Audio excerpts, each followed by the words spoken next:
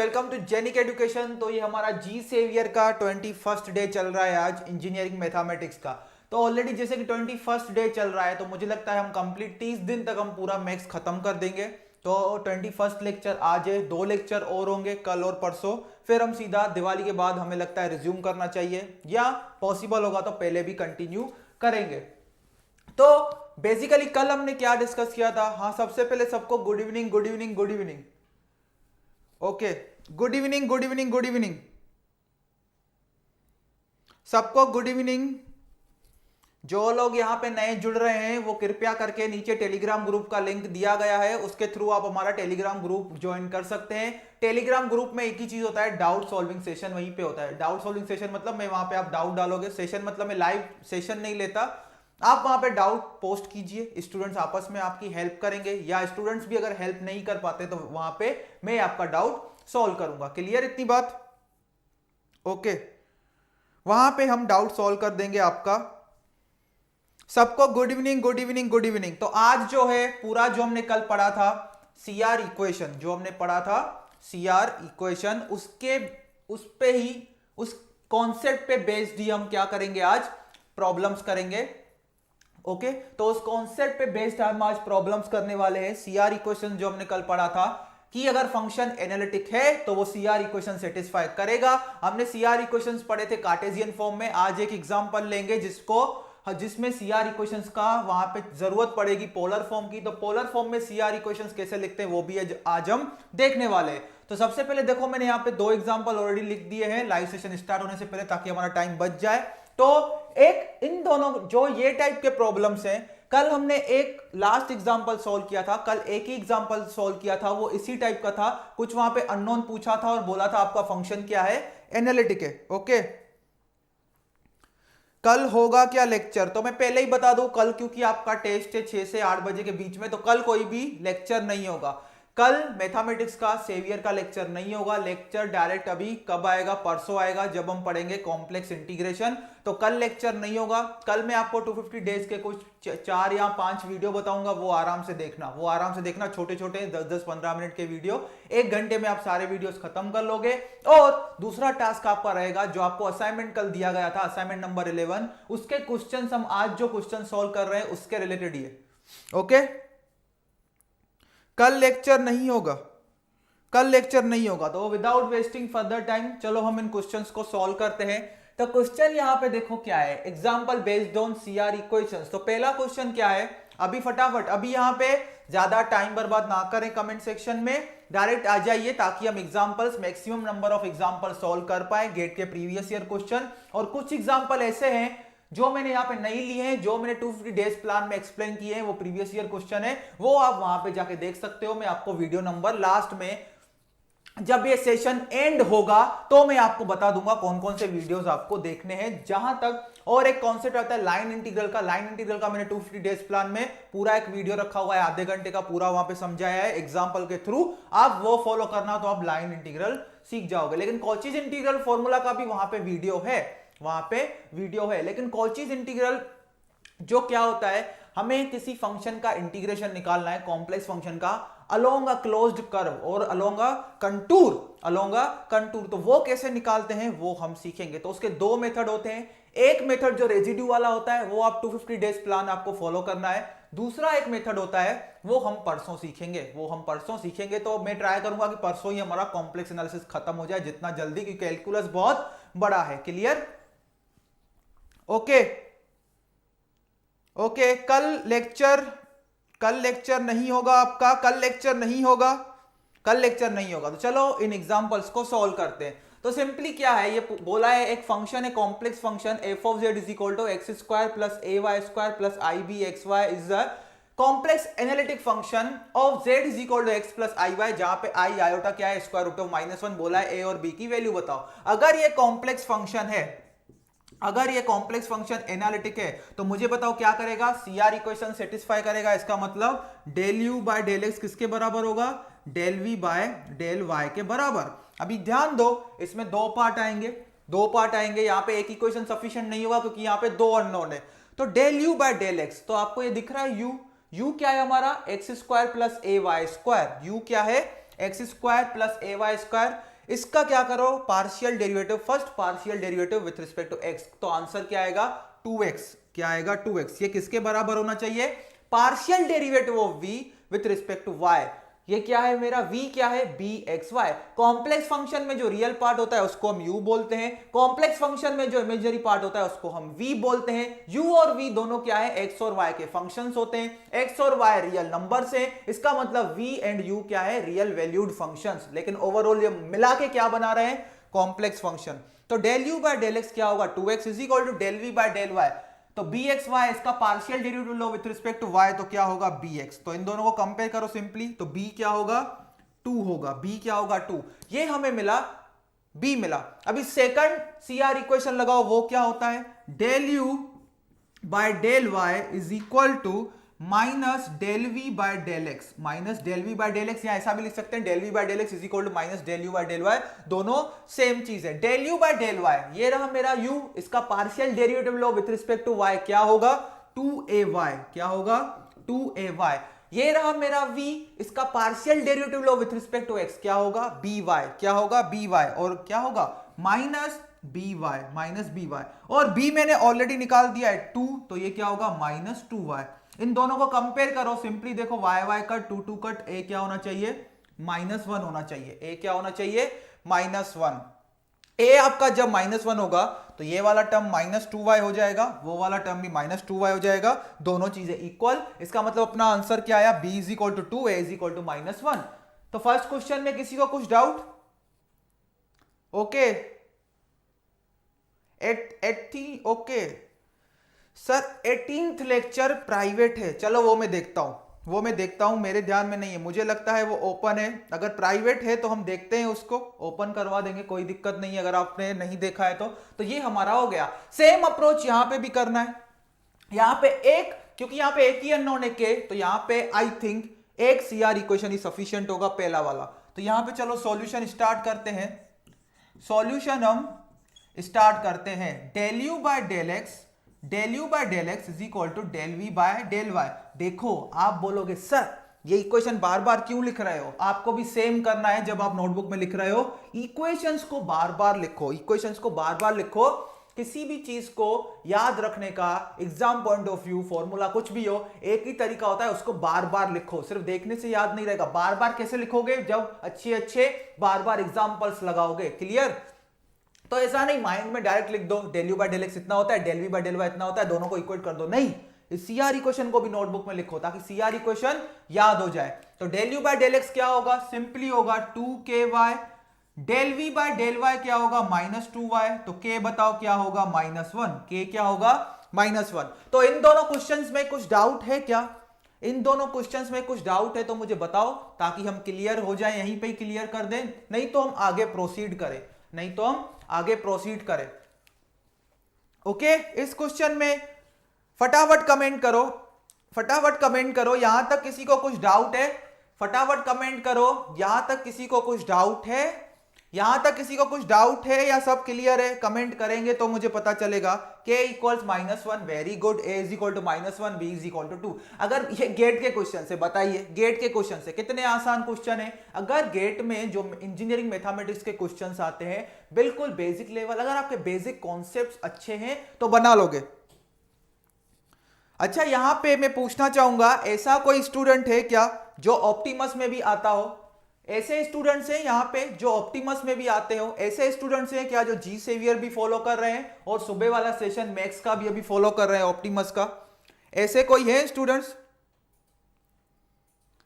ऐसे कोई स्टूडेंट्स हैं जो ऑप्टिमस में भी आते हैं सुबह के सेशन में और अभी भी आ रहे हैं, कृपया करके बताएं।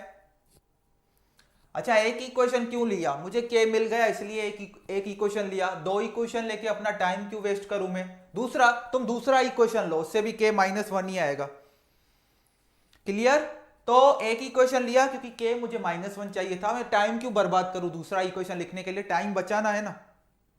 ओके, तो कुछ स्टूडेंट्स ऐसे हैं क्या जो सुबह को ऑप्टिमस में भी आते हैं, या जो जी सेवियर में स्टूडेंट्स हैं इनमें से कोई भी स्टूडेंट ऑप्टिमस में नहीं आता है, ठीक है। तो मतलब जी सेवियर, अरे यार कितने,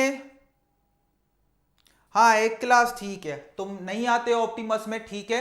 जी सेवियर में जितना बता रहा हूं उतना अच्छे से करना, आपके मार्क्स आ जाएंगे अच्छे खासे, मैक्स आपका GATE point of view cover हो जाएगा। ऐसा नहीं अगर ऑप्टिमस है तो यहां पे मैं सेवियर में आपको कंटेंट अच्छा नहीं दे रहा हूं, इतना कंटेंट फॉलो करो, that is sufficient for GATE, okay, ठीक है। और सबसे इंपॉर्टेंट बात मैं ये कहना चाहूंगा, जो बड़े गम की बात है, ऑनलाइन 90 स्टूडेंट्स हैं और लाइक मुझे दिख रहे हैं सिर्फ 45, ऐसा कैसे चलेगा? ऑनलाइन 90 स्टूडेंट्स देख रहे हैं और लाइक सिर्फ है 50 भी नहीं है, ऐसा कैसे चलेगा भाई? लाइक बढ़ाओ, लाइक बढ़ाने के भी पैसे लगते हैं क्या? चलो, तो ये क्वेश्चन दोनों सॉल्व हो गए। आइए हम बढ़ते हैं तीसरे क्वेश्चन की तरफ। और असाइनमेंट जब सॉल्व करोगे तो देखना 1 घंटे में पूरा असाइनमेंट तुम बना लोगे। चलो, अभी ये इस टाइप के क्वेश्चन हमने किए, अभी दूसरे टाइप के क्वेश्चन करते हैं, जहां पे सिंपल एक फंक्शन दिया गया था, उसमें u और v दोनों पार्ट दिए गए थे, u या v में से दोनों में से कोई एक वहां पे अननोन डाल दिया था, उसको हमें फाइंड करना था सीआर इक्वेशंस लगा के। लेकिन अभी जो क्वेश्चंस हम करने वाले हैं, 2 क्वेश्चंस के साथ हम डील करेंगे, वो बहुत इंपॉर्टेंट है, उनमें कॉन्सेप्ट समझना बहुत इंपॉर्टेंट है, ध्यान देना, जैसे मैं लिखवा रहा हूं नोटबुक में छाप देना। क्लियर इतनी बात? उसमें क्या होगा, अभी हम सीआर इक्वेशंस का एप्लीकेशन लगाएंगे, किसके लिए? लेट अस से कॉम्प्लेक्स फंक्शन है f of z is equal to u plus iv, उसमें रियल पार्ट दिया होगा आपको और पूछेगा इमेजिनरी पार्ट बताओ इस फंक्शन का, या एक फंक्शन का इमेजिनरी पार्ट दे देगा और बोलेगा रियल पार्ट बताओ। तो वो कैसे फाइंड करेंगे सीआर इक्वेशंस की हेल्प से, वो मैं बताने जा रहा हूं अभी कमेंट सेक्शन, ओके। तो अभी कमेंट सेक्शन, अभी यहां पे क्या करो, कमेंट सेक्शन बंद कर दो, अभी कमेंट सेक्शन बंद कर दो, आप यहां पे ध्यान दीजिए। अभी मैं एग्जांपल लिख रहा हूं, उस पे ध्यान दो। एग्जांपल लिख रहा हूं तो एग्जांपल के थ्रू ही मैं आपको समझाऊंगा कैसे प्रोसीड करना है। आज का तीसरा एग्जांपल, आज हम 5 से 6 एग्जांपल करेंगे, क्योंकि ये वाला जो एग्जांपल कर रहे हैं इसमें मैं थोड़ा टाइम लूंगा, आपको अच्छे से समझाऊंगा। इसके बाद भी इसी टाइप का एक प्रॉब्लम करेंगे, फिर उसके बाद जो लास्ट प्रॉब्लम करेंगे वो करेंगे कि सीआर इक्वेशंस को पोलर कोऑर्डिनेट्स में कैसे डील करना है। वैसे देखा जाए तो गेट में कोई भी क्वेश्चन सीआर इक्वेशंस का पोलर फॉर्म में अगर फंक्शन दिया हो तो नहीं आया है, लेकिन एक क्वेश्चन पूछा गया है इसी टाइप का, जिस टाइप के हमने अभी 2 क्वेश्चन सॉल्व किए, उसमें अगर कार्टेशियन फॉर्म से जाएंगे तो ज्यादा टाइम लगेगा, लेकिन सीआर इक्वेशंस अगर पोलर फॉर्म में पता है तो कम टाइम लगेगा। आप दोनों अप्रोच यूज कर सकते हो, वो मैं बताऊंगा कैसे। तो एग्जाम्पल 3 मेरे साथ कृपया करके नोट कीजिए। एग्जाम्पल 3 है आपका, क्या है example? An analytic function, an analytic function. Example 3 क्या है? An analytic function of a complex variable of a complex variable z is equal to x plus i y, z is equal to x plus i Y.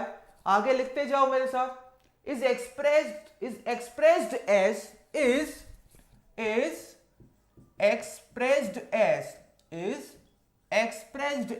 f of z is equal to u of x comma y plus I v of x comma y। ये एक complex function है जिसका real part है u, imaginary part क्या है v। u और v दोनों किसके फंक्शन है? x और y के रियल वैल्यूड फंक्शन है। मैं बार बार रिपीट कर रहा हूं, where I is equal to square root of -1 if u of x comma y। अगर रियल पार्ट हमें दिया गया है, if u of x comma y is equal to 2xy, then vxy must be 2xy, then vxy must be, अभी ध्यान देना vxy must be, vxy मेरा क्या होगा? वो हमें 4 ऑप्शन दिए गए हैं, 4 ऑप्शन दिए गए। तो कमेंट सेक्शन आप बंद कर दीजिए और इस वीडियो पे ध्यान दीजिए, क्लियर? तो अभी मेरे साथ 15 से 20 मिनट अभी कुछ चुपचाप करके बिल्कुल बंद कर देना, नोटबुक में लिखना, मैं आपको टाइम दूंगा। मेरे साथ अभी 15 से 20 मिनट बने रहना। इस टाइप के जो भी सीआर इक्वेशंस हैं, उन सीआर इक्वेशन से क्वेश्चन बनने की 2 पॉसिबिलिटीज है। एक तो वो क्वेश्चन जो मैंने एक उस दिन करवाया था कल, और 2 अभी पहले करवाए, 3 और एक और करवाऊंगा 4। उस टाइप के क्वेश्चन जहां पे u और v दोनों दिए गए होंगे, उसमें k डाल देगा, b डाल देगा, a डाल देगा, बताओ बोलेगा अगर f ऑफ z एनालिटिक है तो a, b और k की वैल्यू बताओ। तो वहां पे CR इक्वेशन, दो अननोन होंगे तो दो CR इक्वेशन लगाएंगे, मींस हम देखेंगे रिक्वायरमेंट के अकॉर्डिंग, एक अगर अननोन होगा तो वो एक CR इक्वेशन से आ जाएगा, फिर दूसरा CR इक्वेशन करके क्रॉस वेरीफाई करने की कोई भी जरूरत नहीं है।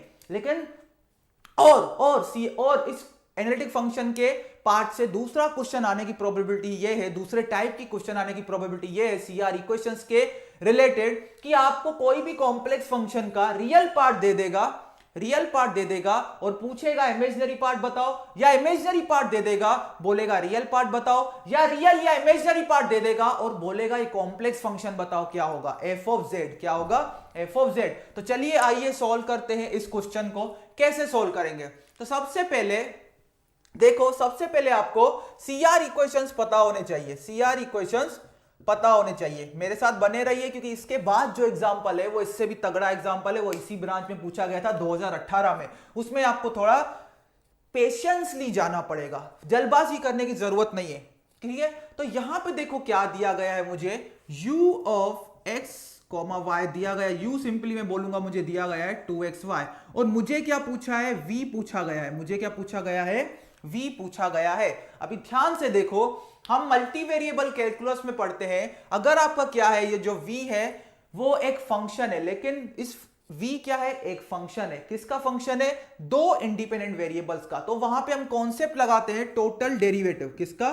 Total derivative concept, total derivative concept. अभी बस मेरे साथ बने रहिएगा, जो समझा रहा हूं इसको समझिएगा। Total derivative concept, total derivative concept आपको क्या बोलता है, अगर आपको ओवरऑल डेरिवेटिव निकालना है dv, तो यहां पे क्या लिखते हैं, partial derivative of v with respect to x into dx plus partial derivative of v with respect to y into dy। ये हम पढ़ते हैं मल्टी वेरिएबल कैलकुलस के केस में, जहां पे जो आपका डिपेंडेंट वेरिएबल है v, वो दो इंडिपेंडेंट वेरिएबल का फंक्शन होता है, इसलिए उसको मल्टी वेरिएबल कैलकुलस में हम गिनते हैं v ऑफ x, y। अगर इस फंक्शन का ओवरऑल डेरिवेटिव निकालना है dv, तो क्या लिखते हैं, total derivative concept dv is equal to, dv क्या बता रहा है, what is the overall change in dv, और ओवरऑल चेंज इन dv अगर हम दोनों x और y को थोड़ा थोड़ा चेंज कर रहे हैं, तो dv क्या लिखेंगे, del v by del x into dx plus del v by del y into dy। Simple इतनी बात। अभी क्या करेंगे, dv इतना आ गया, दोनों साइड इंटीग्रेशन कर देंगे, क्योंकि मुझे तो क्या चाहिए, v चाहिए, मुझे क्या चाहिए, v। तो सारे dv छोटे छोटे dv's को क्या कर दो, इंटीग्रेट कर रहा हूं, मतलब ऐड कर रहा हूं, तो मुझे क्या मिलेगा, कंप्लीट v मिल जाएगा, कंप्लीट v मुझे मिल जाएगा, कंप्लीट v मुझे मिल जाएगा। क्लियर इतनी बात? तो कंप्लीट v मुझे मिल जाएगा। अभी यहां पे ध्यान दो, कैसे प्रोसीड करना है वो ध्यान दो। तो v क्या मिला मुझे, इतना आप नोटबुक में आप लिख लेना, और कुछ भी यहां पे जरूरत नहीं है। तो del v by del x into dx plus del v by del y into dy। Clear?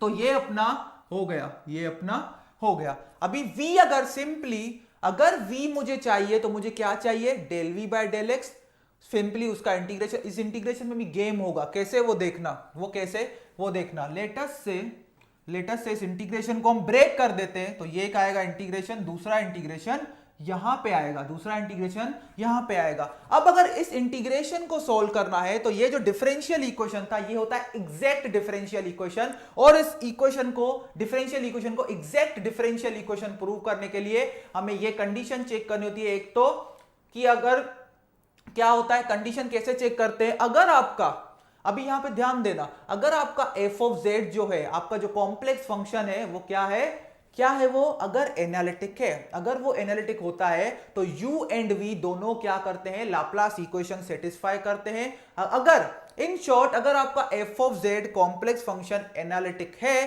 तो ये जो डिफरेंशियल बनता है ये एग्जैक्ट होता है। और एग्जैक्ट डिफरेंशियल इक्वेशन को सॉल्व करने का तरीका क्या होता है, जब हम एक वेरिएबल के रिस्पेक्ट में, dx के रिस्पेक्ट में इसको इंटीग्रेट करेंगे टर्म को, तो हम यहां पे y को क्या लेंगे, कांस्टेंट लेंगे, y को दूसरे वेरिएबल को कांस्टेंट लेते हैं, और जब dy के रिस्पेक्ट में हम इंटीग्रेट करते हैं, तो ये वाला जो टर्म आ रहा है, इसमें जो x के टर्म से वो क्या करेंगे, इग्नोर करेंगे, ignoring x terms, ignoring x term. Simple इसका मतलब क्या है, जो भी इस टर्म में del v by del y वाला जो यहां पे टर्म आएगा, उसमें जहां जहां आपको जिस जिस टर्म में x दिखे उन टर्म्स को डिलीट करना है, डिस्कार्ड करना है इस ओवरऑल फंक्शन में से, इस ओवरऑल फंक्शन में से। वो कैसे होगा वो मैं आपको एग्जांपल के थ्रू बताऊंगा। अभी लेकिन बात ये आती है, मुझे अगर v फाइंड करना है तो del v bye del x चाहिए, v अगर फाइंड करना है तो del v bye del y चाहिए, लेकिन मुझे v ही तो नहीं पता। अगर v पता होता तो del v bye del x और del v bye del y की जरूरत ही क्यों पड़ती, v तो मुझे पता था।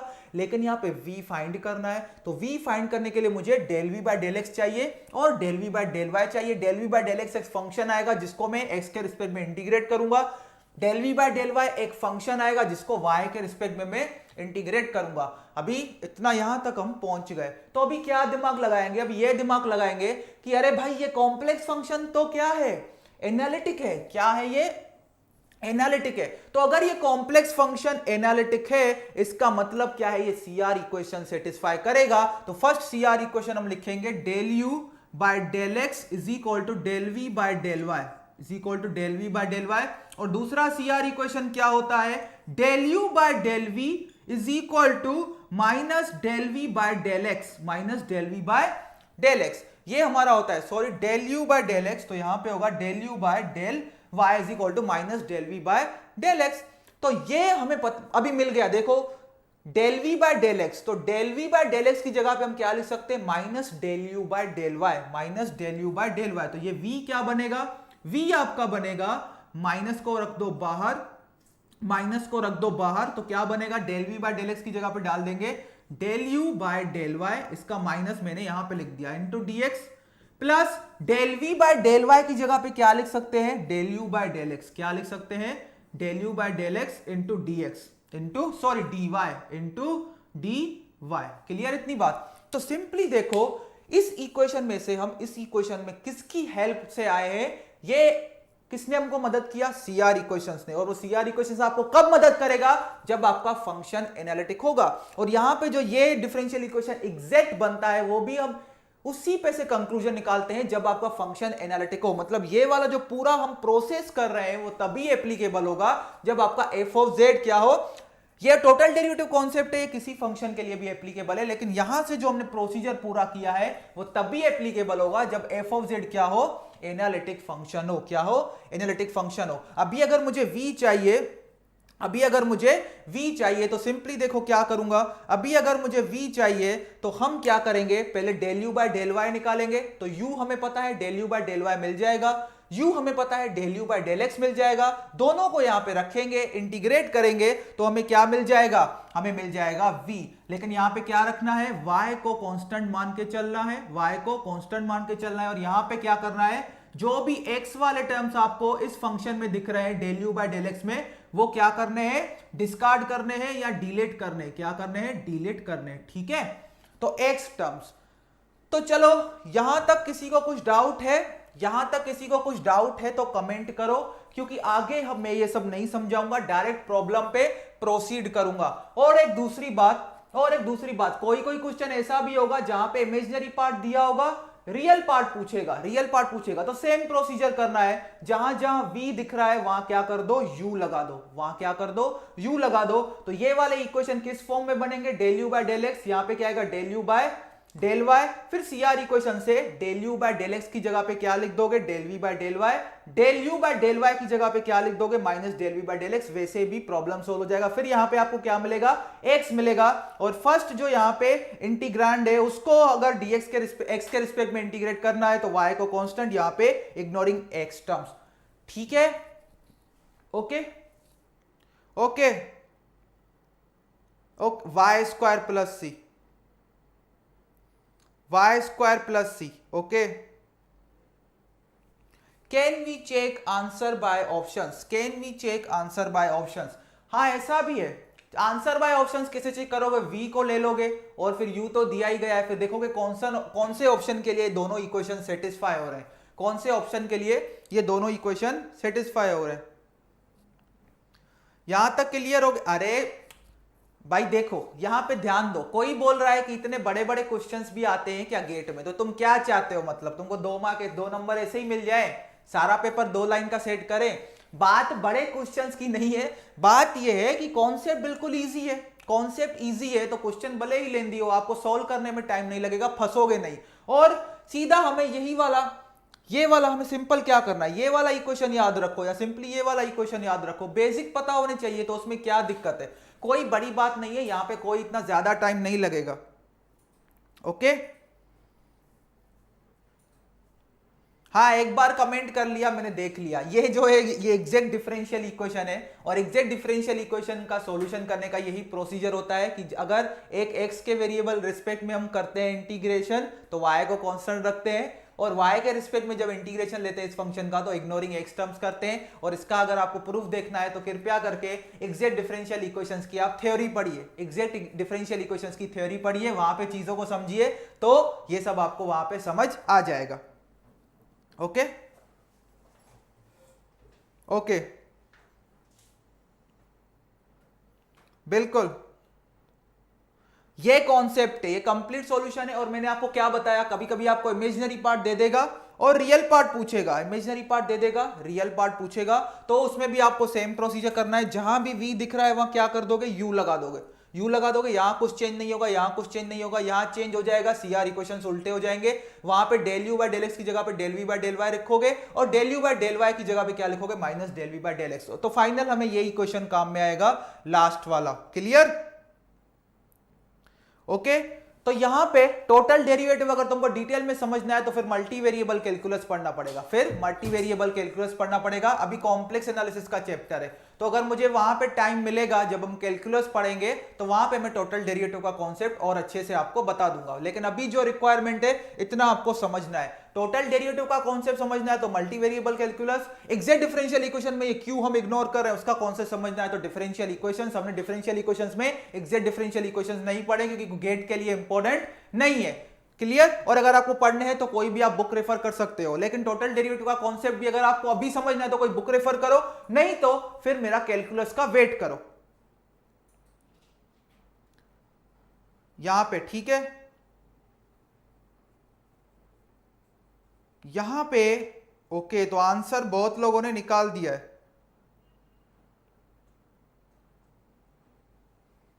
हाँ, एग्जैक्ट में ऐसा ही होता है, एग्जैक्ट डिफरेंशियल इक्वेशन में ऐसा ही होता है। और जिनको कुछ भी समझ ना आ रहा वो पहले के लेक्चर्स देखें, जो कल का लेक्चर था CR इक्वेशन समझे, फिर ही ऐसा हो पाएगा। देखो मैं एक बार फिर से आपको समझा देता हूं, एक बार फिर से यहां पे रिपीट कर देता हूं, फिर हम ये प्रोसीजर को आगे फॉलो करेंगे अपने क्वेश्चन के लिए। अगर आपके पास f ऑफ z एक एनालिटिक फंक्शन हो, उसका रियल या इमेजिनरी पार्ट दिया हो, रियल पार्ट दिया हो इमेजिनरी पार्ट पूछ रहा हो, या इमेजिनरी पार्ट दिया हो रियल पार्ट पूछ रहा हो, तो सिंपली हमें क्या करना है वो देखो। हमें सिंपली लेटेस्ट से रियल पार्ट दिया गया है, इमेजिनरी पार्ट पूछ रहा है, तो टोटल डेरिवेटिव कॉन्सेप्ट लगाएंगे। v किसका फंक्शन है, दो इंडिपेंडेंट वेरिएबल का, x और y का, तो उसमें जो ओवरऑल चेंज होता है वो हम ऐसे लिखते हैं, partial derivative of v with respect to x into dx plus partial derivative of v with respect to y into dy। Clear? फिर मुझे सिर्फ v चाहिए तो दोनों साइड क्या कर दिया, इंटीग्रेट कर दिया। तो ये एग्जैक्ट डिफरेंशियल इक्वेशन है। एग्जैक्ट डिफरेंशियल इक्वेशन में ये मेथोडोलॉजी होती है। अगर विद रिस्पेक्ट टू x हम क्या कर रहे हैं, ये वाले फंक्शन को with respect to x derivate क्या कर रहे हैं, इंटीग्रेट कर रहे हैं, तो y कांस्टेंट, और ये वाले फंक्शन को with respect to y integrate कर रहे हैं तो x वाले टर्म्स को डिस्कार्ड कर दो, डिलीट कर दो, इग्नोर कर दो। del v by del x पता नहीं है, del v by del u पता नहीं है, तो हमने CR इक्वेशंस का हेल्प लिया, क्योंकि u पता है तो del v by del x की जगह पे minus del u by del y लिख सकते हैं, और del v by del y की जगह पे del u by del x लिख सकते हैं। तो यहां तक अभी सबको क्लियर हो गया कैसे फाइंड करना है हमें? ओके हाँ बिल्कुल, देखा है तो सिंपली जो अभी मैं लिखवा रहा हूं उसको लिखो नोटबुक में। बस हमें यहां पे देखो, जिसको भी कुछ समझ में नहीं आ रहा, देखो यहां पे करना क्या है, सिंपली टोटल डेरिवेटिव कॉन्सेप्ट लगाया, v चाहिए तो दोनों साइड इंटीग्रेट किया, इन फंक्शंस को इंटीग्रेट करना है, इन फंक्शंस को del v by del x पता नहीं है, CR इक्वेशन से हमने del v by del x को लिख दिया क्या, minus del u by del y, क्योंकि u पता है तो del u by del y निकल जाएगा। del v by del y पता नहीं है, लेकिन CR इक्वेशन से del v by del y क्या होगा, del u by del x। अभी हमें u पता है तो del u by del y मिल जाएगा, u पता है तो del u by del x मिल जाएगा, इधर हम रख देंगे और सिंपल इंटीग्रेशन को सॉल्व करेंगे तो हमें v मिल जाएगा। Okay clear? तो चलो अभी यहां पे इस क्वेश्चन को सॉल्व करते हैं, अभी इस क्वेश्चन को सॉल्व करते हैं। एग्जैक्ट डिफरेंशियल स्ट्राइक कैसे करेगा, अगर इस टाइप का क्वेश्चन आ रहा है कि फंक्शन एनालिटिक है, इमेजिनरी पार्ट या रियल पार्ट दिया गया है और दोनों में से कोई दूसरा एक पूछा है, तो बस ये जो प्रोसीजर कर रहे हो, क्योंकि ये फंक्शन एनालिटिक है तो यही कॉन्सेप्ट लगाना है। ये इसमें स्ट्राइक करने वाली कोई भी बात यहां पे मुझे तो नहीं लग रही। चलो हम इस प्रॉब्लम को सॉल्व कर रहे हैं, इस प्रॉब्लम को सॉल्व कर रहे हैं। तो देखो इस प्रॉब्लम को कैसे सॉल्व करेंगे वो देखो, इस प्रॉब्लम को कैसे सॉल्व करेंगे वो देखो, कैसे अभी सॉल्व कर रहे हैं। हमें v निकालना है, तो v का हमने डेरिवेशन कर दिया कैसे, minus del u by del y। तो u दिया गया है 2xy, इसका पार्शियल डेरिवेटिव लो विथ रिस्पेक्ट टू y, तो क्या आएगा 2x dx। और यहां पे अगर y आता तो y को क्या अज्यूम करते, एज अ कांस्टेंट, उसको इंटीग्रेशन के बाहर बिठा देते, plus del u by del x, plus del u by del x। तो u दिया गया है, u का पार्शियल डेरिवेटिव लो विथ रिस्पेक्ट टू x, तो क्या आएगा 2y इंटू डी वाई। और यहां पे क्या करना है, x वाले टर्म्स इग्नोर करने, लेकिन इस फंक्शन में तो कोई x वाला टर्म आया ही नहीं, तो इग्नोर करने की बात ही नहीं होती। तो क्या आएगा answer, minus x square plus y square plus क्या आएगा, क्योंकि ये इनडेफिनेट इंटीग्रल है तो आर्बिट्ररी कांस्टेंट, तो v मेरा आ गया सिंपल। इस फॉर्मूला से मेरा v बन गया, इस फॉर्मूला से मेरा v बन गया। तो v जिनका ये आ रहा है minus x square plus y square plus c, उनका करेक्ट है, कोई दिक्कत की बात नहीं है। ओके ओके,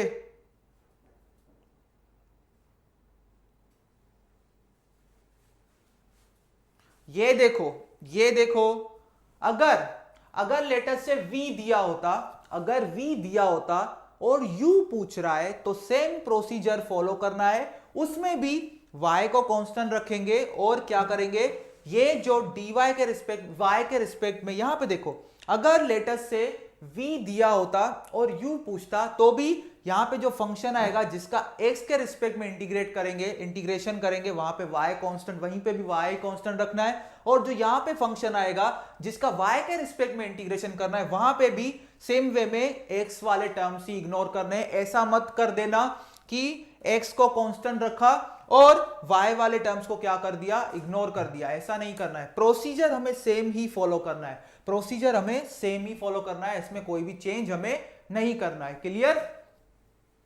ओके, ये एग्जैक्ट डिफरेंशियल इक्वेशन का, ये जो चीज आ रही है ये एग्जैक्ट डिफरेंशियल इक्वेशन से आ रही है, और आपको समझ नहीं है तो फिर एग्जैक्ट डिफरेंशियल इक्वेशन का किसी बुक में से आप प्रूफ रीड कीजिए, प्रूफ रीड। ओके, अभी यहां पे देखिए, जिनको भी ये है इग्नोरिंग एक्स टर्म, ये सब पहले आप एग्जैक्ट डिफरेंशियल इक्वेशन का थ्योरी पढ़िए किसी बुक में से, फिर मुझसे पूछिएगा तो मैं बता दूंगा, क्योंकि अभी प्रूफ करवाने के लिए मेरे पास टाइम नहीं है, अभी प्रूफ करवाने का हमारे पास टाइम नहीं। ओके, तो जब v दिया हो और u निकालना हो, तो भी जिस टर्म का integration with respect to x करेंगे वहां पे y ही कांस्टेंट रखना है, जिस फंक्शन का इंटीग्रेशन करेंगे विथ रिस्पेक्ट टू y, वहां पे x टर्म्स को हम इग्नोर कर देंगे। ओके,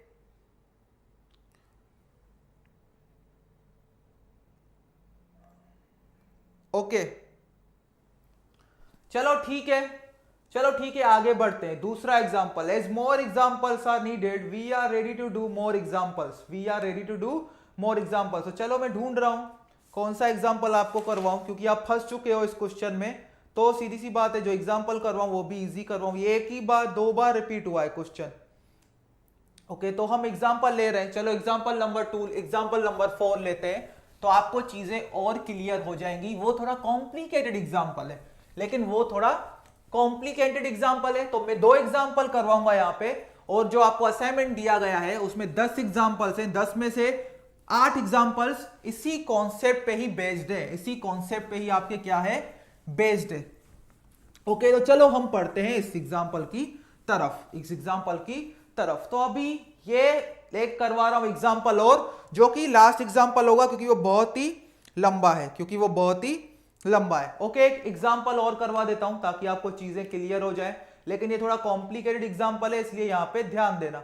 इफ एग्जांपल नंबर 4, ये शायद असाइनमेंट में नहीं है और बहुत ही कॉम्प्लिकेटेड है थोड़ा, लेकिन वो मेथड आता है तो आपका हो जाएगा। वो इक्वेशन मुझे भी याद नहीं है, मैं भी जल्दी से फटाफट उसको डिराइव कर दूंगा। If W is equal to phi plus I psi represents the complex potential for an electric field, represents represents the complex potential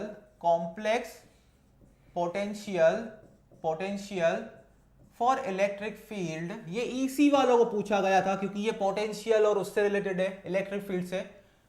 if W is equal to phi plus I sigma represents the complex potential for an electric field, लेकिन कोई branch वाला अभी समझने के लिए मैंने एक question लिया है इलेक्ट्रिक फील्ड और फाई यहां पे दिया गया है। फाई यहां पे क्या किया गया है, दिया गया है, फाई यहां पे दिया गया है एक्स स्क्वायर। सॉरी, अभी यहां पे गेम है, देखो यहां पे कैसे गेम है वो देखो, यहां पे साई दिया गया है, इमेजिनरी पार्ट आपको दिया गया है, इसलिए मैं ले रहा हूं क्वेश्चन ताकि आपको सारी चीजें क्लियर हो जाए।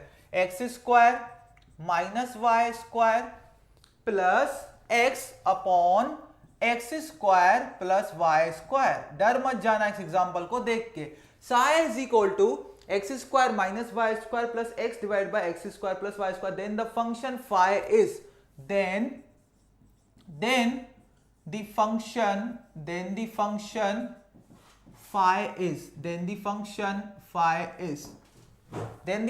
phi is तो सिंपली यहां पे डर मत जाना ये देख के कि हमें ऐसा बोला है complex potential for an electric field, ये सब चीजों को अभी इग्नोर कर दो। सिंपली देखो क्या दिया गया है, एक कॉम्प्लेक्स फंक्शन दिया गया है। हम कॉम्प्लेक्स फंक्शन को जनरली कैसे डिनोट कर रहे थे, किससे, एफ से। एफ ऑफ जेड क्या था, u प्लस आई वी। यहां पे u की जगह फाई दिया गया है और v की जगह क्या दिया गया है, साई दिया गया है। इन शॉर्ट यहां पे इमेजिनरी पार्ट दिया गया है और कॉम्प्लेक्स फंक्शन का रियल पार्ट पूछा है। अगर इमेजिनरी पार्ट दिया हो, रियल पार्ट पूछा हो, या रियल पार्ट दिया हो, इमेजिनरी पार्ट पूछा हो, तो सिंपली हमें क्या करना है, सीआर इक्वेशंस लगाने हैं। ऐसा असाइनमेंट में देखा तो मुझे याद नहीं, लेकिन असाइनमेंट में क्योंकि ये क्वेश्चन मुझे लग रहा है आप लोगों से सॉल्व नहीं हो पाएगा, इसलिए मैं ये क्वेश्चन यहां पे ले रहा हूं। तो चलिए देखते हैं क्या होगा यहां पे। Psi is equal to x square minus y square plus x divide by x square plus y square. चलो इसके सॉल्यूशन को स्टार्ट करते हैं। तो देखो यहां पे सिंपली क्या करना है, हम कैसे डील करते हैं u और v के रिस्पेक्ट में।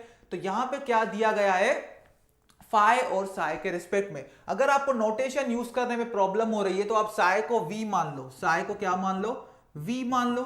अगर आपको नोटेशन यूज करने में प्रॉब्लम हो रही है तो साई को क्या मान लो, v मान लो। तो ये क्या होगा, फंक्शन जो बनेगा, और हमें लेटर से क्या फाइंड करना है, u फाइंड करना है। क्या फाइंड करना है, u। तो मेरा फंक्शन क्या बनेगा, w is equal to u plus i v. Last में u फाइंड करेंगे, u ही क्या होगा, फाई होगा। u ही क्या होगा, फाई, क्योंकि जो हम इक्वेशन डिराइव कर रहे हैं, जो सीआर इक्वेशंस लिख रहे हैं, वो u और v के रिस्पेक्ट में लिख रहे हैं, u और v के रिस्पेक्ट में। क्लियर इतनी बात। तो क्योंकि मुझे पूरा इक्वेशन याद नहीं, तो टोटल डेरिवेटिव कॉन्सेप्ट से अगर मुझे क्या चाहिए, u चाहिए, तो u कैसे लिखूंगा, du is equal to del u by del x, जिसे v का बनाया था, into dx plus del u by del y into dy। फिर u चाहिए तो क्या करूंगा, दोनों साइड इंटीग्रेट कर दूंगा। क्या हो जाएगा, ये भी एग्जैक्ट डिफरेंशियल इक्वेशन बनेगा, del u by del x into dx plus del u by del y into dy। अभी u तो पता नहीं है, u मुझे पता नहीं है, लेकिन सीआर इक्वेशंस पता है। तो सीआर इक्वेशंस के according del u by del x क्या होता है, del u by del y, sorry del v by del y. यहां पे सीआर इक्वेशंस लगा रहा हूं मैं। Del u by del x किसके इक्वल होता है, del v by del y के इक्वल, प्लस इसको किसके रिस्पेक्ट में इंटीग्रेट करना है, एक्स के रिस्पेक्ट में, प्लस हमें क्या करना है यहां पे, del u by del y. Del u by del y क्या होता है, is equal to minus del v by del x, into dy। Clear इतनी बात। तो ये हमें चीज यहां पे फॉलो करनी है, फॉलो करनी है। तो जब x के रिस्पेक्ट में हम इंटीग्रेट करेंगे तो सिंपली यहां पे क्या कर देंगे, y को कांस्टेंट रखेंगे, और यहां पे y के रिस्पेक्ट में इस फंक्शन को इंटीग्रेट करेंगे तो क्या करेंगे, इग्नोर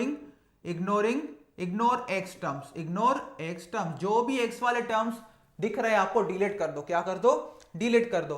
तो मुझे u फाइंड करना है, और u क्या लिया था मैंने, फाई को u ले लिया था, उसके लिए मुझे क्या चाहिए, del v by del y चाहिए और minus del v by del x चाहिए। और v हमने किसको मानना है, साई को v मान लिया है सिंप्लिसिटी के लिए, क्योंकि हम फैमिलियर हैं u और v के साथ। तो बताइए यहां पे कृपया करके, यहां पे y को क्या रखना है, कांस्टेंट रखना है, y को रखना है कांस्टेंट, और ये मेरा फाई बराबर क्या है, u है।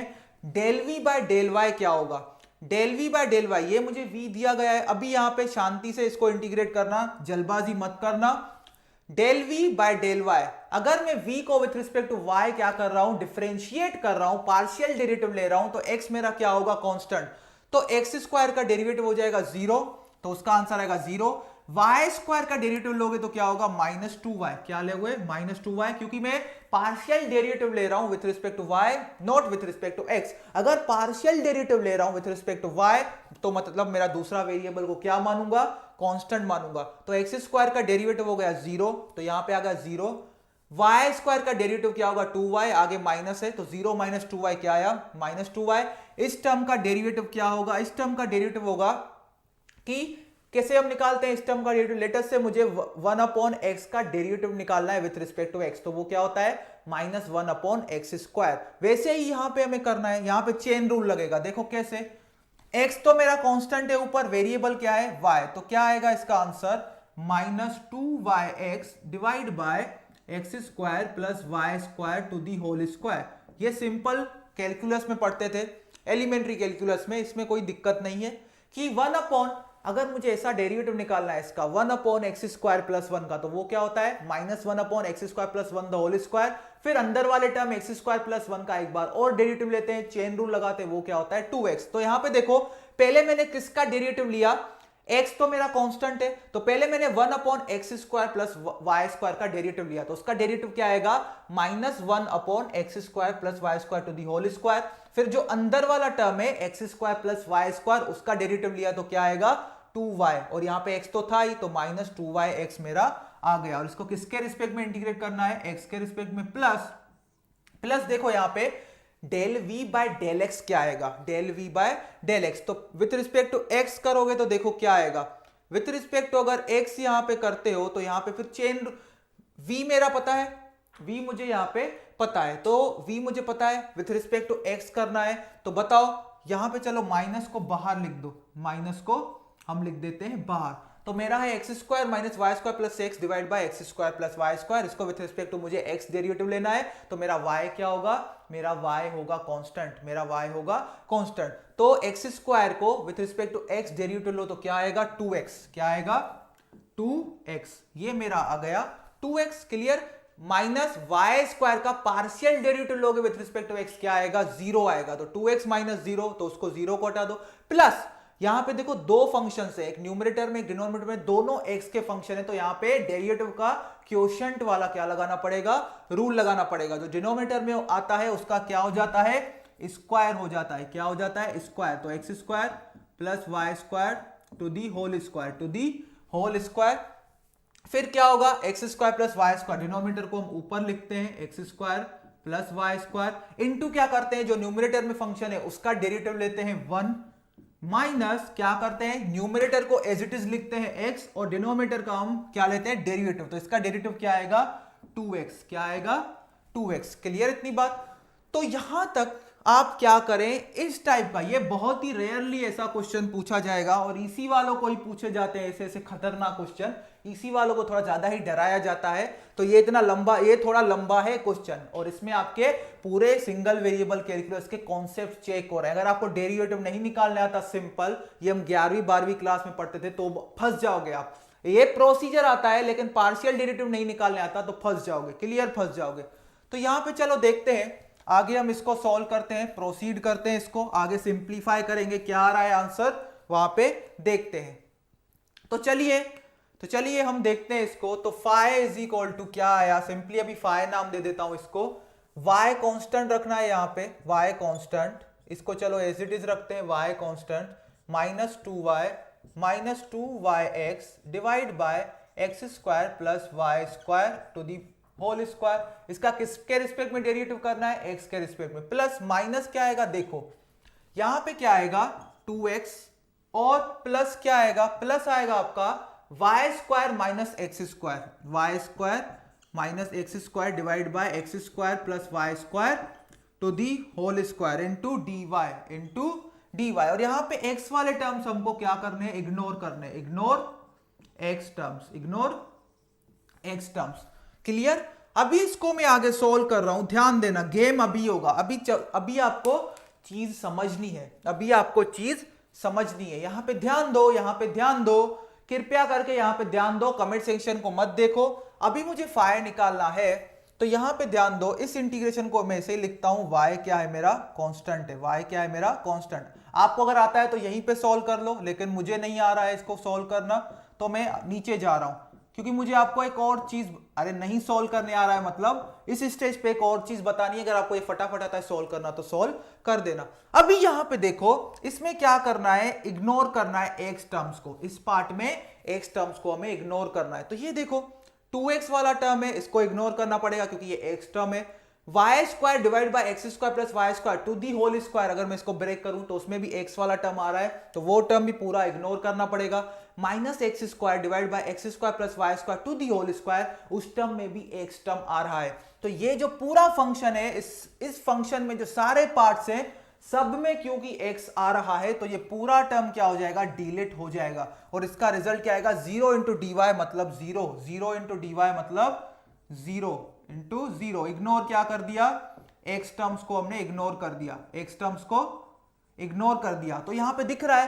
पूरे फंक्शन में सिर्फ x टर्म, पूरे फंक्शन में जो अंदर टर्म्स हैं सारे x वाले ही हैं, इसलिए ओवरऑल जो हो जाएगा ये क्या हो जाएगा, 0, डिलीट, क्या हो जाएगा, डिलीट हो जाएगा।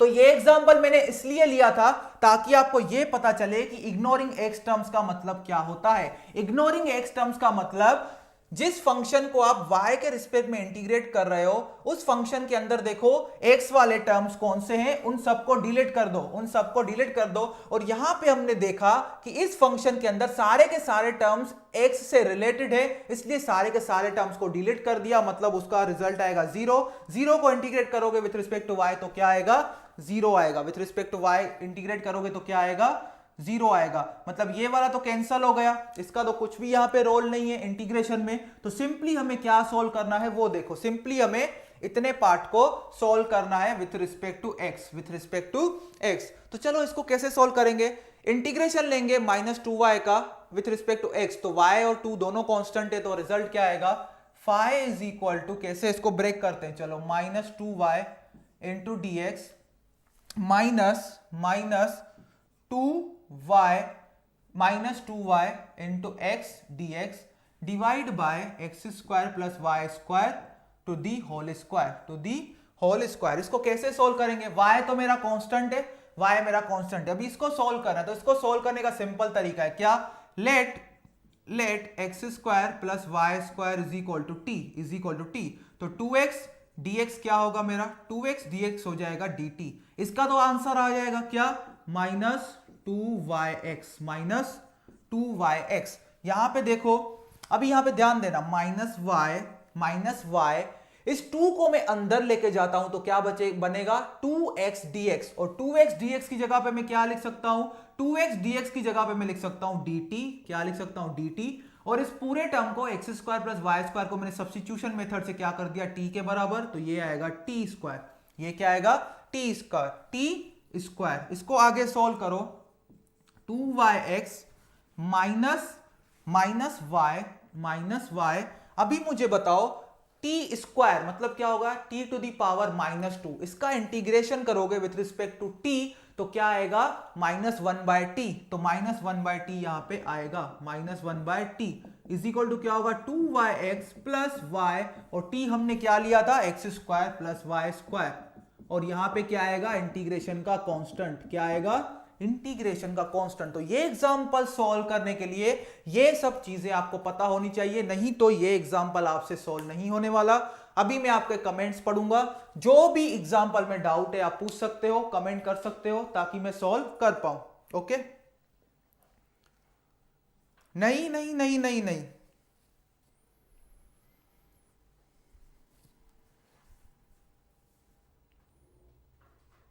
कैलकुलेटिव है, ये कैलकुलेटिव है, बिल्कुल ये कैलकुलेटिव है, ये कैलकुलेटिव है। तो आपका आंसर आएगा, जो v था मेरा, जो v था वो क्या आएगा, -2xy था कि क्या था, ओके।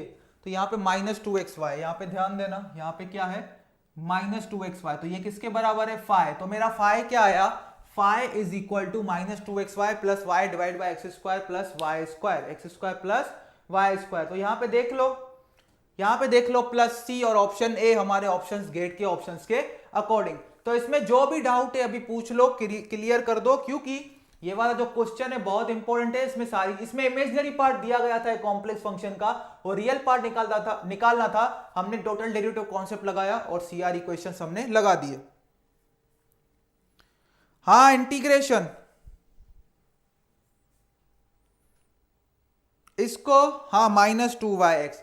देखो ये कॉन्सेप्ट को समझने के लिए आपको 250 डेज में भी वीडियो नहीं मिलेगा, इसलिए ही मैं समझा रहा हूं। कोई भी वीडियो देखोगे वहां पे सेम चीज ये एक्सप्लेन की गई होगी। अगर आपका कैलकुलस पार्ट स्ट्रांग नहीं है, अगर आपको इंटीग्रेशन नहीं आता है, तो आप फंस जाओगे, इसमें आप फंस जाओगे।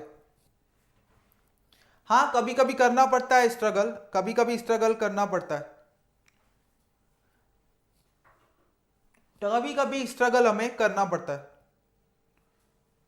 अभी यहां पे देखो, यहां पे देखो, यहां पे देखो इस टर्म को जीरो कैसे बनाया। तो ये देखो 2x, ये x वाला टर्म है, तो इसको डिलीट कर देंगे, इसकी जगह जीरो लिख देंगे।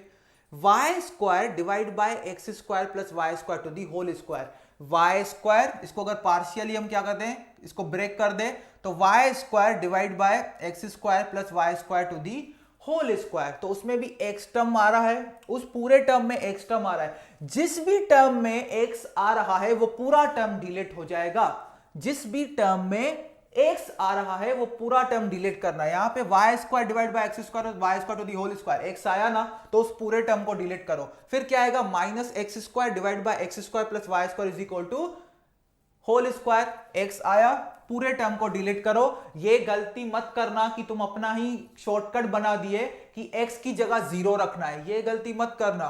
x की जगह जीरो नहीं रखना है, वो शॉर्टकट दिमाग में मत बैठाना, मिस्टेक हो जाएगी। लेटेस्ट से इस फंक्शन के अंदर अगर ऐसा बन गया 1/2x, क्या बन गया 1/2x, तो इधर तुम क्या रख दोगे, x की जगह जीरो रख दोगे, तो वो तो अनडिफाइंड हो जाएगा। x की जगह जीरो रखोगे।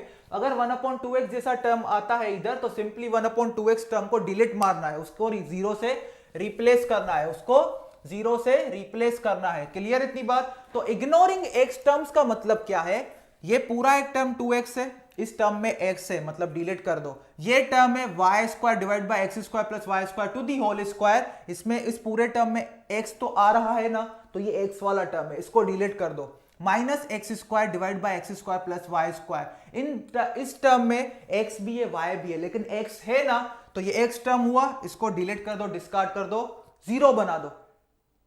ओके ओके, नहीं नहीं नहीं नहीं नहीं नहीं, करो मेरा इंतजार, मैं बता रहा हूं। नहीं नहीं नहीं, करो मेरा इंतजार, मैं बता रहा हूं। जिनको भी ये मिसकंसेप्शन है कि इग्नोरिंग x टर्म्स मतलब x is equal to zero, ignoring x terms मतलब x is equal to zero, नहीं नहीं बेटा, नहीं, ऐसा नहीं। इग्नोरिंग x टर्म्स मतलब जो भी टर्म में x आ रहा है उस टर्म को डिलीट कर दो, उस टर्म को डिलीट कर दो, जीरो कर दो। जैसे कि यहां पे देखो, फिर से बता रहा हूं, 2x एक टर्म है, ये जो y के रिस्पेक्ट में जो फंक्शन है उसको देखना है। जो x के रिस्पेक्ट में फंक्शन है वहां पे y को कांस्टेंट अज्यूम करना है। जो y के रिस्पेक्ट में ये फंक्शन है वहां पे देखो, अभी वहां पे देखो, इग्नोरिंग x टर्म्स का मतलब क्या है, वो सारे टर्म्स देखो इस ब्रैकेट में जहां जहां x आपको दिख रहा है, जहां भी x दिख रहा है, जिस भी टर्म में x दिख रहा है वो पूरा टर्म डिलीट हो जाएगा। ये 2x है, इसमें x दिखा, डिलीट कर दो, जीरो कर दो। यहां पे देखो y square divide by x square plus y square to the whole square, इस पूरे टर्म में आपको क्या दिखा, x दिखा ना, पूरे टर्म को डिलीट करो। -x square divide by x square plus y square to the whole square, इस टर्म में आपको x दिखा ना, कहीं भी एक x भी दिख जाए मतलब पूरे टर्म को क्या करेंगे, डिलीट करेंगे, डिलीट करेंगे। हाँ बिल्कुल बिल्कुल बिल्कुल, जहां x लिखा है उसको भूल जाओ, जहां x लिखा है उसको भूल जाओ। ये x लिखा है इसको भूल जाओ, इसमें x लिखा है भूल जाओ, इसमें x लिखा है भूल जाओ। ऐसा सोचो यहां पे कुछ था ही नहीं, सपना था ये सपना था। अरे अभी बता दो, क्लियर हो गया? अगर x square plus y square होता, अगर इसके अंदर x square plus y square होता तो एक्स वाला टर्म था एक्स स्क्वायर, उसको इग्नोर कर देते, उसकी जगह 0 आता, फिर सिर्फ y square into d y होता।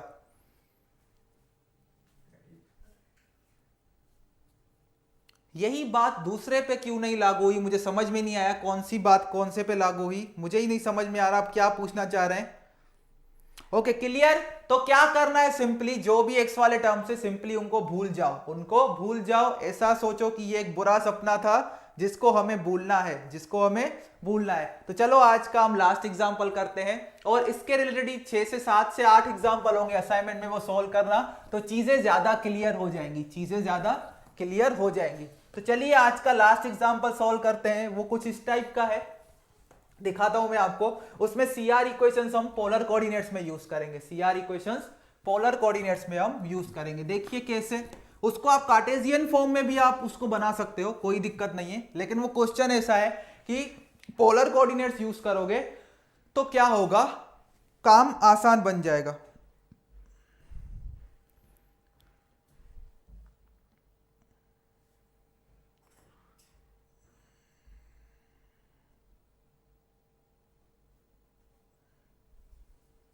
चलो अभी क्वेश्चन सॉल्व करो, क्वेश्चन ये क्वेश्चन सॉल्व करो, question example number 5, example number 5।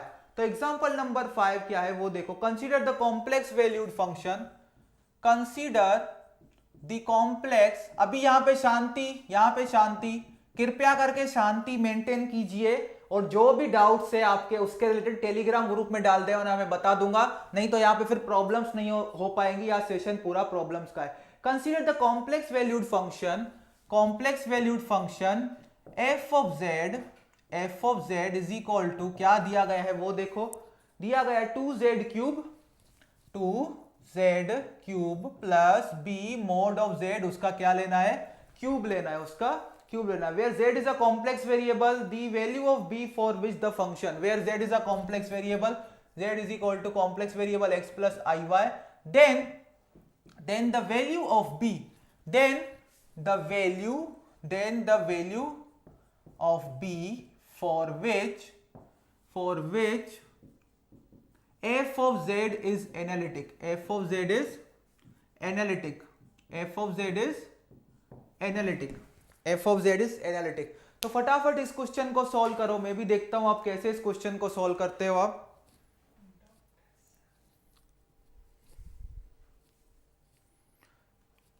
जिसको भी डाउट है कृपया करके आगे के डाउट्स आप टेलीग्राम ग्रुप में पूछिए, लिखिए, वहां पे मैं सॉल्व करूंगा, लेकिन इस प्रॉब्लम को सॉल्व करवाना बहुत जरूरी है क्योंकि मुझे आपके सीआर इक्वेशंस बताने हैं पोलर कोऑर्डिनेट्स में, ठीक है।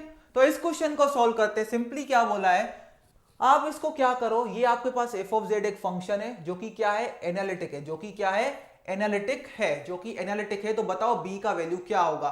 तो सबसे पहला अप्रोच क्या सोचेंगे आप कि ये f ऑफ z में z की जगह x प्लस आई वी डाल दूं, इसको u प्लस आई वी के फॉर्म में बना दूं, फिर मैं सीआर इक्वेशन लगाऊं। तो बिल्कुल सही सोच रहे हो, वैसे भी कर सकते हो। तो पहला अप्रोच मैं आपको बता रहा हूं, z की जगह क्या डाल दो, x प्लस आई वाई, फिर x plus i y to the whole cube को क्या करो, एक्सपांड करो, आइडेंटिटी लगा के क्यूब वाली, फिर यहां पे मॉड ऑफ z की जगह पे क्या लिखोगे, x square plus y square का स्क्वायर रूट, फिर उसका क्यूब लोगे, means x square plus y square, x square plus y square, उसका पावर क्या आएगा 3/2, फिर उसको एक्सपांड करो, x plus i u plus i v के फॉर्म में उसको इक्वेशन को बनाओ, u मिलेगा, v मिलेगा, फिर सीआर इक्वेशन लगाओ तो आपको b मिलेगा। वो एक प्रोसीजर है, आप फॉलो करना। मैं इसमें उससे आसान प्रोसीजर फॉलो करूंगा। क्या, इसको मैं कार्टेशियन फॉर्म में नहीं लिखूंगा, इसको मैं पोलर फॉर्म में लिखूंगा। तो अगर पोलर फॉर्म में लिखना है तो देखो कैसे लिखेंगे। अगर आपको पोलर फॉर्म में सीआर इक्वेशन याद रहता है तो ही यूज करना, अगर पोलर फॉर्म में सीआर इक्वेशन याद नहीं रहता तो मत यूज करना, फिर इसको कार्टेशियन फॉर्म में ही कन्वर्ट करके फिर कार्टेशियन फॉर्म में सीआर इक्वेशन लगाना। तो यहां पे एफ ऑफ जेड देखो क्या दिया गया है, एफ ऑफ जेड दिया गया है 2z cube plus b mod of z cube. अगर z मेरा x प्लस आई वाई है तो मैं पोलर कोऑर्डिनेट्स में अगर जाना है तो मुझे क्या करूंगा, z को क्या लिखूंगा, r e to the power i theta. r क्या होता है, square root of x square plus y square, theta क्या होता है, tan inverse of y divide by x। तो इसको यहां पे रिप्लेस मार दो, इसको यहां पे रिप्लेस कर दो। f ऑफ z मेरा क्या आएगा, 2 into r cube into e to the power 3 i theta plus b into magnitude of z. Magnitude of z क्या होगा, आर होगा, उसका क्या ले लेंगे हम, क्यूब ले लेंगे। क्या ले लेंगे, क्यूब ले लेंगे। क्लियर।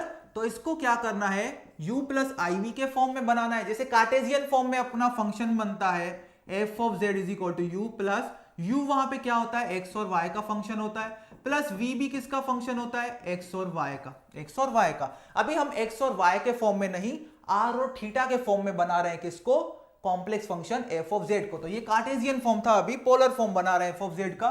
तो क्या आएगा, 2r cube cos 3 theta plus i sine 3 theta plus b r cube plus b r cube. अभी रियल और इमेजिनरी पार्ट अलग करो तो देखो क्या आएगा, 2r cube cos 3 theta plus b r cube plus b r cube. यही question, तो यही लग रहा है मुझे, यही क्वेश्चन था, हाँ यही क्वेश्चन है। Plus i into 2r cube sine 3 theta, sine 3 theta. तो ये मेरा एक बन गया एफ ऑफ जेड। ये क्या बना, एफ ऑफ जेड। ये मेरा क्या बना, एफ ऑफ जेड। यहां पे ध्यान देखो, एफ ऑफ जेड का क्या आया फॉर्म, एफ ऑफ जेड में क्या बना, ये रियल पार्ट किसका फंक्शन है, आर और थीटा का। तो ये क्या आ गया, यू जो किसका फंक्शन है, आर और थीटा का। तो वैसे ये कौन सा फॉर्म है, कार्टेशियन फॉर्म। ये कौन सा लिख रहे हैं, पोलर फॉर्म इस फंक्शन का एफ ऑफ जेड का। आई क्या आया, वी फंक्शन आर और थीटा का, वी फंक्शन आर और थीटा का। क्लियर इतनी बात। तो मैंने क्या बना दिया, फंक्शन को कॉम्प्लेक्स उसमें बना दिया पोलर फॉर्म में। अभी मुझे पता लगाना है कि b की क्या वैल्यू होना चाहिए कि ये फंक्शन क्या हो, एनालिटिक हो। पहले कार्टेशियन फॉर्म में फंक्शन था तो हम सीआर इक्वेशन डायरेक्ट लगाते, del u by del x should be equal to del v by del y, पहला इक्वेशन। दूसरा इक्वेशन क्या था, del u by del y should be equal to minus del v by del x. लेकिन अगर polar form में हो तो CR equations क्या होंगे वो नोट कर लो, CR equations in polar form, CR equations in polar form. पहले कौन सा फॉर्म में लिखा था, कार्टेशियन फॉर्म में, कार्टेशियन फॉर्म में। पोलर फॉर्म में सीआर इक्वेशन पहला होगा del u by del r is equal to 1 divide by r del v by del theta, and दूसरा इक्वेशन बनेगा del v by del r, del v by del r is equal to 1 divide by r del u by del theta, del u by del theta. तो ये दो CR equations आपके बनेंगे। तो हमें यहाँ पे क्या फाइंड करना है, बी फाइंड करना है, so that f of z is analytic. तो सिंपली हम एक सीआर इक्वेशन का यहाँ पे यूज कर रहे हैं। u मुझे ये दिया गया है, u का पार्शियल डेरिवेटिव लेंगे विथ रिस्पेक्ट टू r। तो इसका पार्शियल डेरिवेटिव लोगे विथ रिस्पेक्ट टू r, तो थीटा क्या होगा, कांस्टेंट। तो आंसर क्या आएगा, 6r स्क्वायर। और cos 3 थीटा कांस्टेंट है क्योंकि थीटा को क्या लेना है, कांस्टेंट, क्योंकि पार्शियल डेरिवेटिव ले रहे हैं u का with respect to r। Plus b r cube, उसका अगर पार्शियल डेरिवेटिव लोगे विथ रिस्पेक्ट टू r क्या आएगा, 3br square, 3br square is equal to क्या करोगे, 1 divide by r, partial derivative लोगे v का with respect to theta. v क्या है, 2r क्यूब साइन 3 थीटा। तो 2r क्यूब वैसा ही रहेगा, 2r क्यूब वैसा ही रहेगा क्योंकि कांस्टेंट और r को नहीं छेड़ना, क्योंकि ये दोनों एज अ कांस्टेंट काम कर रहे हैं। साइन 3 थीटा का डेरिवेटिव क्या होगा, 3 cos 3 theta, 3 cos 3 theta. Clear. अभी इन दोनों को कंपेयर करो तो देखो ये r और यहां पे क्या आ जाएगा, स्क्वायर आ जाएगा। तो क्या आएगा, 6r square cos 3t plus 3br square is equal to 6r square cos 3 theta. इन दोनों का कंपेयर करोगे तो देखो यहां पे ये वाला टर्म और ये वाला टर्म तो आपका कैंसल हो गया, 3br square is equal to 0। इसका मतलब b क्या आएगा आपका, 0 आएगा। 3br square is equal to 0, इसका मतलब b क्या आएगा, 0 आएगा। b क्या आएगा, 0 आएगा। क्लियर इतनी बात। तो ये हमने सीखा कि अगर आपका फंक्शन पोलर कोऑर्डिनेट्स में हो, पोलर फॉर्म में हो, तो सीआर इक्वेशन पोलर फॉर्म में कैसे अप्लाई करेंगे। तो सीआर इक्वेशन अगर यहां पे देखो इस टाइप के क्वेश्चन में जाए, क्यूब दिख रहे हैं आपको, वहां पे इसको कार्टेशियन फॉर्म में भी बना सकते हैं। z की जगह x प्लस आई वाई रख दो और मोड z की जगह पे स्क्वायर रूट रख दो x square plus y square का, फिर इमेजिनरी और रियल पार्ट को अलग अलग कर दो, इस फॉर्म में बना दो u और v के फॉर्म में, मींस कार्टेशियन फॉर्म में। फिर क्या करो, कार्टेशियन फॉर्म के सीआर इक्वेशंस लगाओ, वहां पे भी आंसर बी आ जाएगा। वो थोड़ा कॉम्प्लिकेटेड हो जाएगा क्योंकि वहां पे आपको ये क्यूब वाला पॉलिनोमियल वहां पे बनाना पड़ेगा। लेकिन अगर इसको पोलर फॉर्म में सॉल्व करते हैं तो सिंपल हो गया, पोलर फॉर्म में अगर सॉल्व करते हैं तो सिंपल हो गया। क्लियर। तो ये बस आज का लास्ट क्वेश्चन था। बिल्कुल, b is equal to 0, very good. b is equal to 0, b is equal to 0 आएगा, बहुत अच्छे, b इज इक्वल टू 0 आएगा, यहां पे b इज इक्वल टू 0 आएगा। ठीक है, तो आज का सेशन हम इतना ही रखते हैं, आज का सेशन हम इतना ही रखते हैं, क्लियर इतनी बात? तो आज का सेशन हम इतना ही रख रहे हैं। तो कल कोई सेशन नहीं है क्योंकि आपका ओपन टेस्ट है। परसों कॉम्प्लेक्स एनालिसिस का लास्ट सेशन होगा, लास्ट या कुछ भी, मतलब एक, या अगर ऐसा लगेगा कि आधा घंटा एक्स्ट्रा लेना है और कॉम्प्लेक्स खत्म हो जाएगा तो मैं वो करवा दूंगा, तो मैं वो आपको करवा दूंगा। अभी यहां पे बने रहिए, मैं आपको बताता हूं, क्योंकि कल आपका क्लास नहीं है, तो जो असाइनमेंट मैंने कल अपलोड किया था वो ही सोल्व कीजिए। आज के रिलेटेड जो क्वेश्चंस किए हैं उसी पे ही आपका पूरा असाइनमेंट है। 10 क्वेश्चन है, 10 में से लगता है 2-3 मैंने ही करवा दिए होंगे। तो आप बने रहिए कि 250 डेज प्लान के मैं वीडियो बताता हूं आपको, वो कौन कौन से फॉलो करने हैं। 250 डेज प्लान में कौन कौन से वीडियो आपको फॉलो करने हैं वो नोट कर लो, वो नोट कर लेना। अभी 250 डेज प्लान के कौन कौन से वीडियो आपको फॉलो करने हैं वो मैं बता देता हूं आपको। तो वीडियो नंबर 45 से आपको कहां तक जाना है? 45 से 50, 45 से 50। तो 45 से 250 डेज का लेक्चर नंबर 45 से 50 तक जाना है। 45 से 50 ये 6 लेक्चर है। 10 कुछ लेक्चर 10-15 मिनट के होंगे, कुछ लेक्चर 20 मिनट के होंगे, तो वो सब देख लेना कल के दिन। उसमें एक लाइन इंटीग्रल का भी जो मैंने पढ़ाया था वो भी क्वेश्चन है, और कुछ बहुत अच्छे क्वेश्चन हैं, गेट के ही हैं, इलेक्ट्रिकल ब्रांच के, जो मैंने यहाँ पे नहीं लिए, वहां पे बताए हैं, तो वहां पे समझने की कोशिश करना।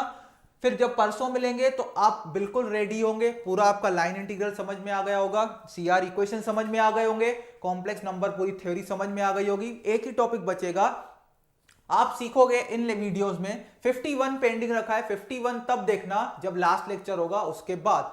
तो 45 से 50 आप लाइन इंटीग्रल सीख लोगे, और हमारा जो लास्ट टॉपिक रहेगा वो होगा कि हमें किसी फंक्शन का इंटीग्रेशन निकालना है अलोंग अ क्लोज्ड कर्व और अलोंग अ गिवन कंटूर। तो कैसे निकालेंगे वो हम सीखेंगे लास्ट लेक्चर में। उसमें 2 मेथड होते हैं, कॉचीज इंटीग्रल मेथड और कॉचीज इंटीग्रल फॉर्मूला। फिर होता है Cauchy's residue theorem. Cauchy's residue theorem वाला कॉन्सेप्ट मैंने 250 डेज में बता दिया है, तो वो मैं नहीं बताऊंगा। लेकिन एक दूसरा जो मेथड होता है कॉचीज इंटीग्रल फॉर्मूला, वो मैं आपको सिखाऊंगा। वो बहुत ही आसान है, एक लेक्चर में हम कर लेंगे, 2-3 एग्जांपल लेंगे गेट के, तो हमारे सारे कॉन्सेप्ट क्लियर हो जाएंगे। क्लियर इतनी बात?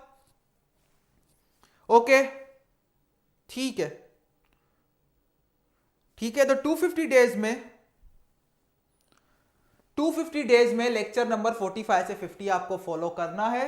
तो और असाइनमेंट बता देना, असाइनमेंट में कोई भी डाउट हो तो कल का दिन है, टेलीग्राम ग्रुप अपना जिंदाबाद, वहां पे डाल दो, मैं आपका डाउट वहां पे सॉल्व कर दूंगा। तो चलिए मिलते हैं, फिर परसों मिलेंगे इसी टाइम पे 7 बजे। लास्ट लेक्चर हो सकता है पॉसिबिलिटी कॉम्प्लेक्स एनालिसिस का हमारा क्या होगा, लास्ट लेक्चर होगा। तो मिलेंगे परसों, फिर हम मिलेंगे परसों, टाइम वही होगा 7 PM परसों मिलेंगे, पॉसिबली लास्ट लेक्चर। चलो फिर मिलेंगे परसों 7 बजे, तब तक के लिए अपना ध्यान रखिए, सबको गुड नाइट।